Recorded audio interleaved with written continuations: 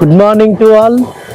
పరిశుద్ధ గ్రంథంలో అనుదిన కృపలో లేఖన భాగంగా ఈ దినం కూడా మనం చూసుకుంటే యాకోబు రాసిన పత్రిక 4వ అధ్యాయము 8వ వచనం, ఎలోహిం యొద్దకు రండి, అప్పుడు ఆయన మీ యొద్దకు వచ్చును.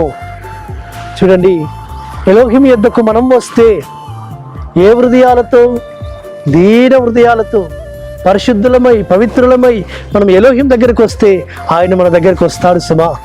కాబట్టి ఆయన అంటున్నాడు, ఇదిగో దీన మనసు గల వారి యొద్దను, వినయం గల వారి యొద్దను నివసించడానికి నేను ఇష్టపడుచున్నాను అంటుంటాడు ఆయన.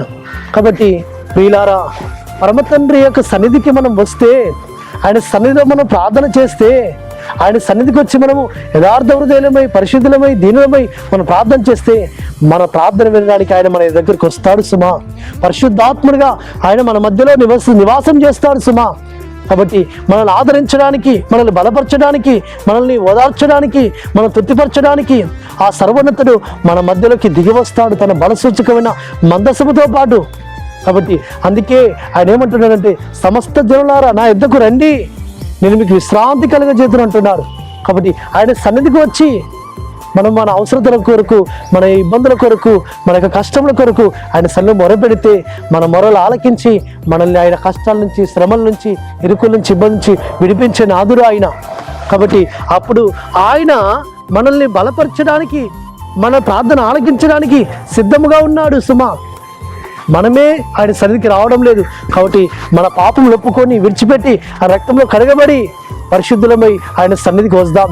కాబట్టి ఎలోహిం యొద్దకు రండి, ఆయన మీ యొద్దకు వచ్చును, అప్పుడు ఆయన మీ యొద్దకు వచ్చును.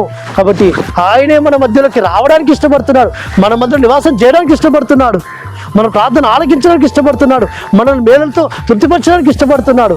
కాబట్టి మనమే వెళ్ళాలి, మనము ఆయన సన్నిధికి వెళ్ళాలి.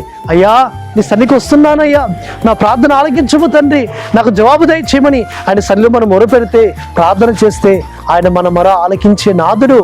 కాబట్టి ఈ లోకంలో ఉన్న పరిస్థితుల వైపు మనం వెళ్లకుండా ఎలోహిం దగ్గరికి రావాలని పరిశుద్ధాత్మ తండ్రి మనకు ఈ దినమున మనం గుర్తు చేస్తూ వస్తుంటున్నాడు. ఆయన దగ్గర వెళదాం, ఆశీర్వదింపబడదాం, దీంపబడదాం. అట్టి విధమైన కృప పరమ తండ్రి మనకు అనుగ్రహించును గాక. ఆమేన్.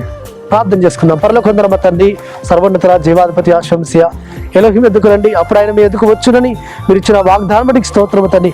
ఆ వాగ్దానం చేతపట్టుకుని మీ సన్నిధికి వచ్చినట్టుగా, మీ నుంచి ఆశీర్వాదాలు మేలు పొందుకున్నట్టుగా సహాయం చేయమని ప్రార్థిస్తూ యెహోవా నామమున స్తుతించి ప్రార్థించి వేడుకుంటున్నాము తండ్రి.